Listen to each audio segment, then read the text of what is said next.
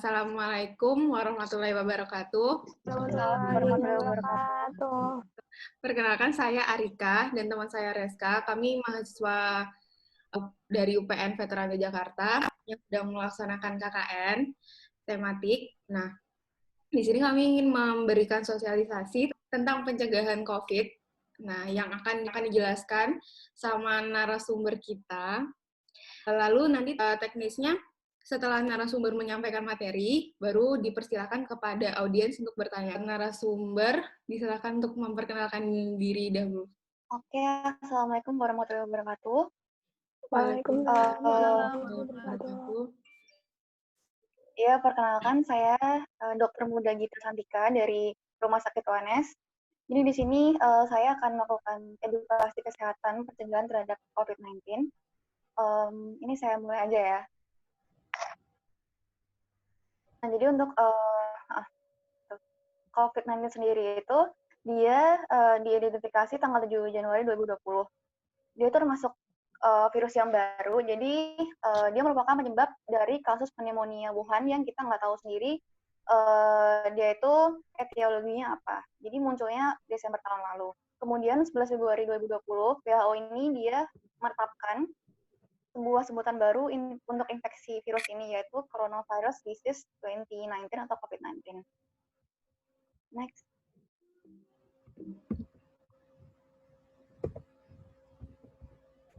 Nah, untuk gejalanya itu biasanya ada 3 gejala umum. Yang pertama adalah demam dengan suhu tubuhnya itu di atas 38 derajat Celcius, kemudian ada batuk kering, kemudian ada sesak nafas. Tapi ada juga gejala lain yang sangat bervariasi dari COVID-19 sendiri, itu ada diare, kemudian sakit kepala, konjungtivitis, dan ada hilangnya kemampuan mengecap rasa atau mencium bau, dan ruam di kulit. Lalu untuk gejala ini biasanya itu muncul dalam kurun waktu 2-14 hari setelah seseorang itu terpapar virus dari COVID-19.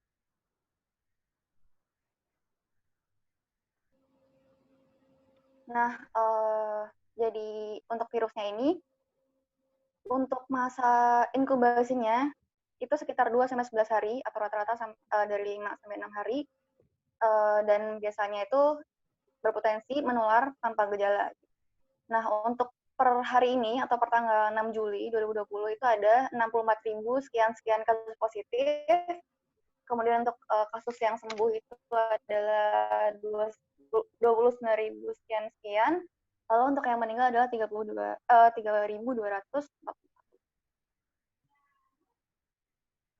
Nah, lalu untuk penularan COVID-19 itu biasanya yang pertama itu adalah seseorang ini tidak sengaja menghirup percikan ludah atau droplet saat ada pasien itu batuk atau bersin. Kemudian yang kedua itu adalah seseorang itu dia memegang mulut atau hidung tanpa mencuci tangan terlebih dahulu. Setelah dia itu menyentuh benda-benda yang mungkin terkena cipratan dari ludah atau droplet penderita COVID-19. Kemudian yang ketiga tuh dia kontak jarak dekat dengan penderita COVID-19. Nah, ini untuk chartnya, jadi dari Texas American Association gitu, itu ada beberapa risiko. Jadi di new normal ini ada beberapa risiko sudah diklasifikasikan. Jadi untuk yang risiko rendah itu ada beberapa seperti kita take away makan di restoran, kemudian isi bensin di SPBU, kemudian ada drive-thru. Kemudian untuk yang sedang ringan, itu yang warna hijau muda, itu contohnya ada belanja bahan pokok, kemudian sepedaan, kemudian ada pergi atau menemui dokter, kemudian makan di restoran, tapi di luar ruangan. Kemudian untuk yang sedang, itu yang warna kuning, itu contohnya ada makan di rumah tetangga atau di rumah teman, kemudian ada shopping di mall, kemudian ada berenang di kolam renang yang umum. Kemudian untuk yang sedang berat, itu yang warna orange, itu contohnya ada naik pesawat, kemudian dine-in, tapi di dalam ruangan, sama hadir ke kondangan teman. Kemudian untuk yang berat, yang warna merah, itu contohnya ada nonton bioskop, kemudian nonton konser, atau yang bisa juga ke gym. Nah, untuk diagnosisnya itu ada 3. Yang pertama itu ada rapid test. Itu fungsinya buat mengetahui apakah di tubuh kita tuh udah ada antibody atau IgG atau IgM itu yang sudah terproduksi ketika kita terinfeksi. Tapi untuk rapid test sendiri tuh bukan untuk diagnosis pasti ya, karena kita sendiri sebagai tenaga medis tuh kurang menganggap itu sebagai tes yang efektif karena bisa menimbulkan negatif palsu atau positif palsu.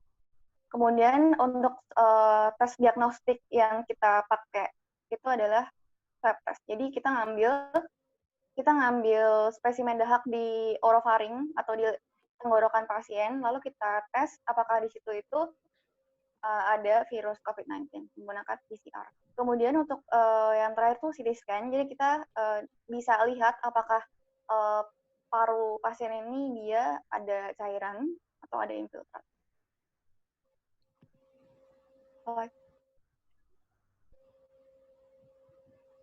Nah, untuk pencegahannya itu ada beberapa. Yang pertama itu adalah kita tetap social distancing, yaitu jaga jarak minimal 2 meter dari orang lain. Dan jangan keluar rumah, kecuali emang mendesak banget. Jadi nggak usah main-main ke mall ya, teman-teman. Terus yang kedua itu menggunakan masker. Jadi disarankan menggunakan masker ketika kita beraktivitas di luar rumah atau di tempat umum. Nah, selanjutnya itu ada rutin mencuci tangan dengan air dan sabun.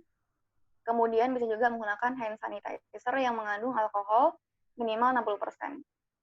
Kemudian yang keempat itu tidak menyentuh wajah, kecuali tangannya sudah bersih setelah mencuci tangan. Kemudian yang kelima, ada etika batuk dan bersin. Jadi ketika teman-teman ini batuk atau bersin itu harus ditutup dengan lengan bagian dalam. Jadi posisinya kayak gini, biar mencegah dari droplet itu keluar. Kemudian yang terakhir, bukan yang terakhir. Jadi yang keenam itu ada meningkatkan daya tahan tubuh dengan menerapkan pola hidup sehat, seperti olahraga, kemudian konsumsi beberapa vitamin.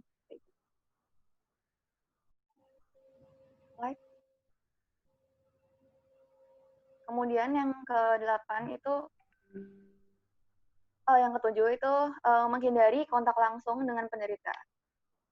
Jadi ketika kita tahu teman kita ada yang menderita COVID, atau mungkin dia ODP atau PDP, kita sebaiknya tidak usah menjenguk. Kemudian yang terakhir itu adalah menggunakan barang secara pribadi. Jadi ketika kita secara terpaksa harus makan di restoran, itu kita sebaiknya menggunakan alat makan seperti garpu dan sendok. Itu menggunakan milik kita sendiri. Nah, sekian presentasinya. Mungkin apakah ada pertanyaan? Baiklah, dari para audiens dipersilakan untuk bertanya. Ada yang nanya nih, Dek. Oh iya. Masa berlaku apa tadi? Rapid test Berapa lama?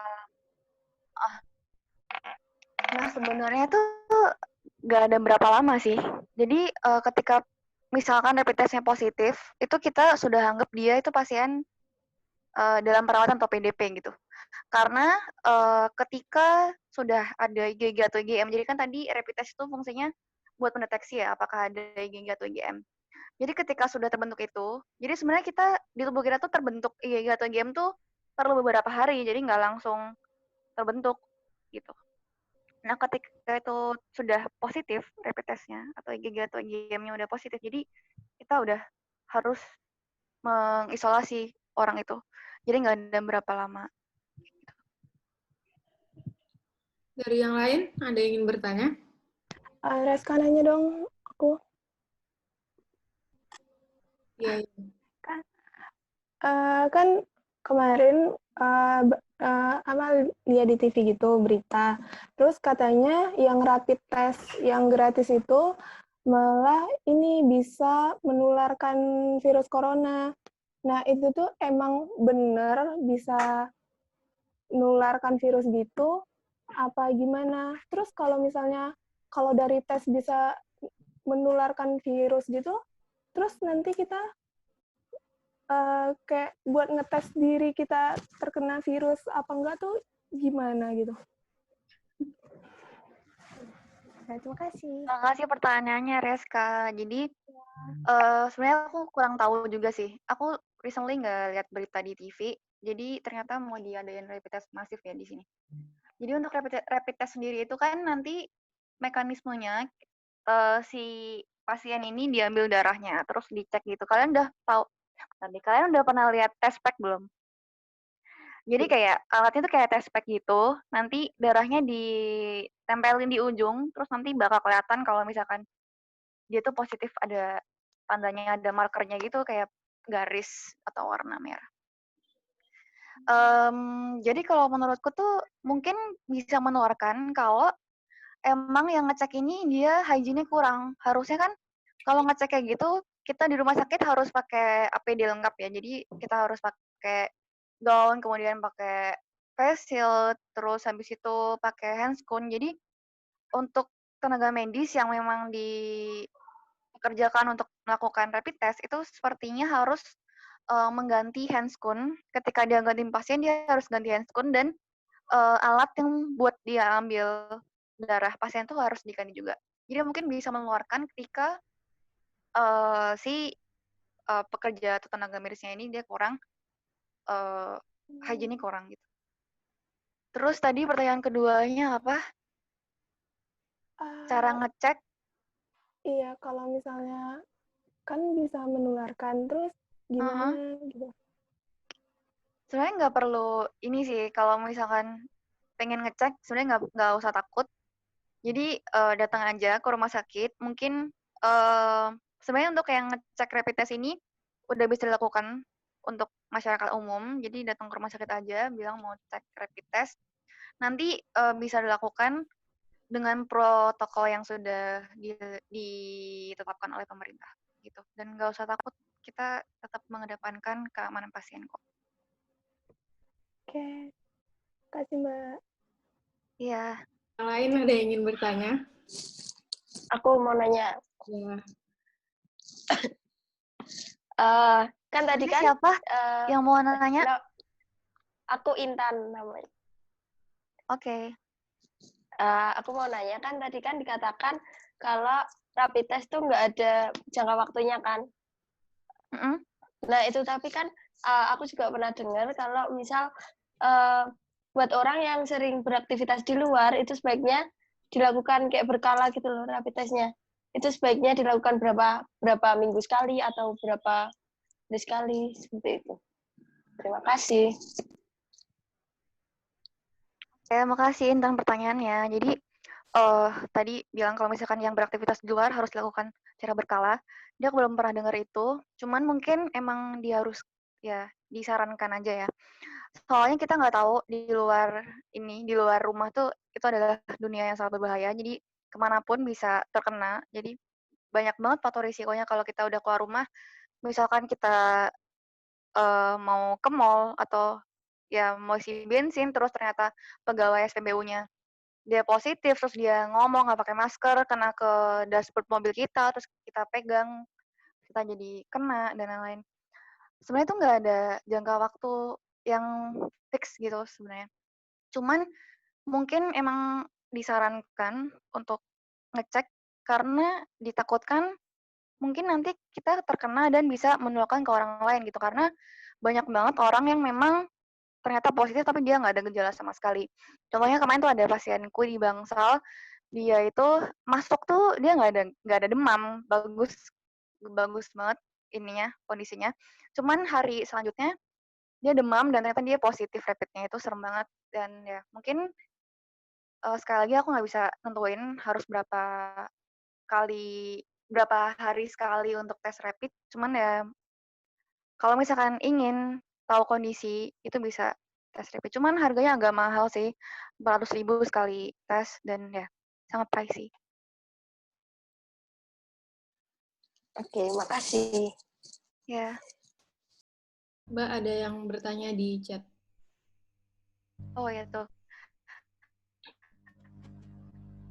Saya ingin bertanya, apa efektif rapid test, terus swab test sebenarnya 3 tes itu tuh kayak kita lakukan secara bertahap sih. Jadi yang pertama, rapid itu kita kayak random aja gitu kita lakukan. Jadi ada pasien masuk, misalkan kita curiga dia COVID, kita lakukan rapid.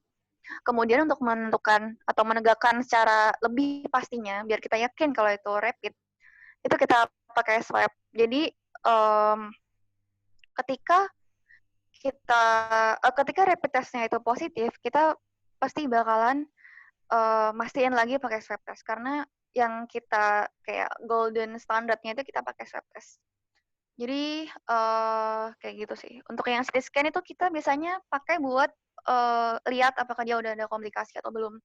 Soalnya ini tuh penyakit di paru, jadi infeksi paru gitu. Kalau misalkan udah parah itu biasanya ada kayak tumpukan cairan gitu di paru dan bisa dilihat lewat CT scan atau bisa juga dilihat pakai rongsen torak atau foto toraks yang X-ray itu maksudnya.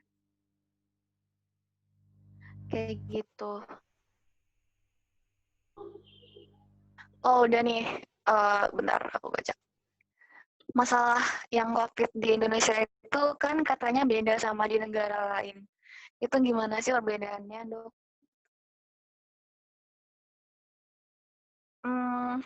Sebenarnya aku nggak tahu sih yang kamu maksud tuh perbedaannya di mana. Cuman aku kayak ngerasa mungkin penanganan awal dari pemerintah, jadi start awalnya tuh kita benar-benar kecolongan banget. Aku kayak ngerasa kayak gitu sih. Dan untuk pengelolaan dari COVID-19 ini tuh sangat-sangat berantakan kalau menurutku. Jadi sempat kemarin tuh kita kekurangan APD banyak, jadi kita sempat pakai mantel yang jas hujan yang 5 ribuan itu buat ke pasien. Terus dan aku kayak ngerasa mungkin pemerintah emang punya caranya sendiri, tapi aku merasa mereka kurang tegas kali ya. Soalnya aku berapa kali lihat berita di Australia itu mereka sangat ketat. Jadi untuk orang yang jadi awal-awal gitu mereka tuh ketika COVID itu booming dan merebak di seluruh dunia, mereka itu menekankan bahwa ketika orang itu nggak ada kepentingan keluar rumah, itu mending nggak usah keluar rumah, dan ketika dia ngeyel keluar rumah itu didenda atau dimasukin penjara kayak gitu di Australia. Dan untuk di Australia sendiri itu mereka ya pemerintahnya sangat mensupport tenaga kesehatan, jadi semuanya ya APD-nya disuplai dan lain. Kayak gitu sih, aku ngerasa bedanya kayak gitu. Mungkin ya karena Indonesia ini menghadapi pandemi itu baru kali ini kali ya untuk COVID. Seperti itu. Ya, sama-sama. Kak, mau izin tanya. Iya, silakan. Nama saya Rizky. Mau izin tanya. COVID itu kan berhubungan dengan imun tubuh. Ketika kita dinyatakan positif COVID, kita kan diwajibkan untuk karantina mandiri selama 2 minggu. Nah, apa yang terjadi perkembangan imun di dalam tubuh kita selama kurun waktu tersebut? Itu saja. Terima kasih pertanyaannya, Rizky. Jadi tadi ya benernya itu sangat berkaitan dengan imun karena dia infeksi virus gitu. Nah, tapi ketika tadi kamu bilang yang pas kita kalau positif ada orang positif COVID terus harus isolasi mandiri 2 minggu, itu sebenarnya salah. Jadi kayak ya kurang tepat menurutku. Jadi untuk kasus di sini ya pokoknya kayaknya semuanya di Indonesia itu ketika seseorang dinyatakan dari COVID, dia harus diisolasi di rumah sakit. Jadi literally itu satu ruang untuk kamu sendiri. Kemudian untuk perkembangan imunnya, jadi nanti diintervensi dengan obat dan diintervensi juga menggunakan vitamin. Jadi pasiennya ini bakal dapat vitamin C dosis tinggi yang bisa bikin putih juga. Terus habis itu dicek, kayak kita observasi pasiennya setiap 5 hari atau seminggu, kita cek pakai swab test apakah virusnya ini masih ada dalam tubuh atau udah nggak ada gitu. Jadi ketika pasien udah masuk ke bangsal isolasi, kita kasih obat, terus kita observasi itu pakai swab test. Apakah masih positif atau negatif kayak gitu.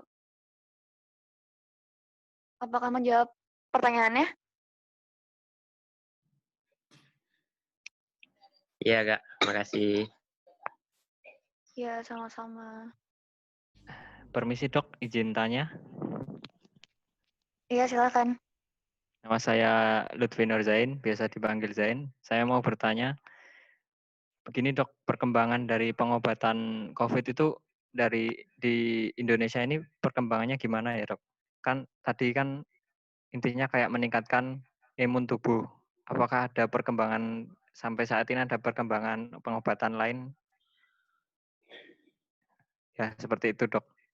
Terima kasih. Terima kasih pertanyaannya. Nah, untuk di Indonesia sendiri itu sebenarnya masih menggunakan guideline yang dipakai WHO ya. Jadi kita belum nemuin sebenarnya obat tuh yang cocok buat COVID-19 ini apa. Jadi pengobatannya itu tergantung dengan keparahan dari pasiennya. Terus juga kemarin tuh sempat ada jurnal, ada publish jurnal, ternyata dexamethasone itu dia berpengaruh kayak 2 dari 5 pasien. Dari 5 pasien yang diventilasi itu, ventilasi itu ketika pasien gagal napas, itu dia dipasang ventilator. Itu pasien dengan ventilasi. Nah, si dexamethasone ini ternyata dia berpengaruh baik terhadap pasien yang diventilasi itu. 2 dari 5 pasien itu berefek baik dengan dexamethasone. Lalu obatnya juga kayak cuman dexamethasone kemudian chloroquine. Kayak gitu aja dengan pengobatan simptomatis yang lain dan vitamin C. Ya, seperti itu. Oh, baik, terima kasih dok. Ya, sama-sama. Dokter, saya ingin mencoba bertanya. Jadi Iya, nama saya silakan. saya mau bertanya, kan banyak sekali metode atau cara yang digunakan untuk menangani pasien COVID ini. Nah, dari banyaknya metode itu sejauh ini yang paling memberikan perubahan yang signifikan terhadap pasien COVID itu yang metode apa gitu, dok? Terima kasih. Metode kayak gimana ya maksudnya? Kan ada yang kayak metode penyembuhan, kan ada yang kayak dikasih obat, dikasih vitamin C kayak gitu. Oke. Makasih ya pertanyaannya. Jadi sebenarnya kita sebagai tenaga medis itu ya dokter itu kita ngobatin pasien itu nggak cuma dikasih satu obat aja. Jadi kita kayak mengkombinasikan beberapa obat untuk satu pasien. Jadi misalkan pasien mah gitu ya. Misal pasien mah atau pasien batuk deh. Itu kita kasih juga misalkan dia tuh mungkin batuknya gara-gara bakteri, itu kita kasih antibiotik, kemudian kita kasih pelega gatal, terus kita kasih juga misalkan dia batuk berdahak, kita kasih pengencer dahak kayak gitu. Jadi kita kombinasikan. Nah, itu sama juga dengan kasus COVID-19 ini. Jadi kita kan tahu itu penyakit karena virus ya. Jadi viral infection itu maka dari itu kita kayak ya enhance dari si imun dari pasien ini. Jadi kita kasih vitamin, kemudian kita kasih chloroquine. Jadi chloroquine itu direkomendasikan untuk dari WHO untuk pasien COVID-19 ini. Kemudian ada beberapa obat simptomatis juga seperti untuk demam itu kita kasih penurun demam. Ya seperti itu. Terima kasih dokter atas jawabannya. Iya, sama-sama. Saya Bayu Aji Pamungkas. Mungkin izin bertanya pada Bu Dokter ya. Iya, silakan Kedengeran? monggo. Oh ya. Kan virus COVID-19 ini kan mudah lebih rentan kalau mengenai terdampaknya itu pada orang usia lanjut atau balita. Kalau mungkin trik untuk mencegah COVID-19 untuk orang yang lansia mungkin atau balita sendiri ada bedanya nggak dok sama orang yang biasa atau mungkin usia yang masih eh, nggak di rentang usia tersebut. Terima kasih. Terima kasih pertanyaannya.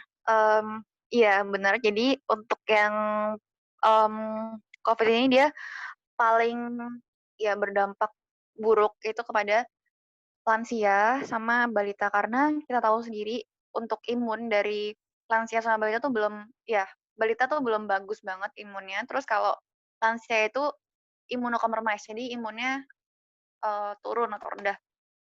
Nah, untuk pengobatannya itu bergantung dengan pasiennya. Jadi ketika sebenarnya itu banyak banget pasien lansia, biasanya tuh pasien lansia itu disertai dengan underlying disease. Jadi kayak ada beberapa penyakit penyerta yang lain. Nah, itu yang bisa memperberat dari prognosis tuh bahasa Indonesianya apa ya? Memperberat dari kelanjutan atau efek dari penyakit ini ke pasiennya gitu. Jadi sebenarnya untuk yang balita sama lansia itu belum ada perbedaan obat. Mungkin beda di dosisnya aja sih kalau yang saya tahu.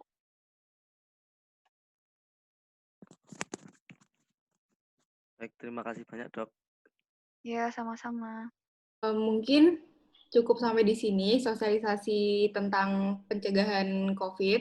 Terima kasih untuk Dokter Gita atas waktunya dan terima kasih untuk audiens yang telah meluangkan waktunya. Baiklah, sekian dari sosialisasi ini. Saya tutup. Assalamualaikum warahmatullahi wabarakatuh. Waalaikumsalam warahmatullahi wabarakatuh. Waalaikumsalam warahmatullahi wabarakatuh.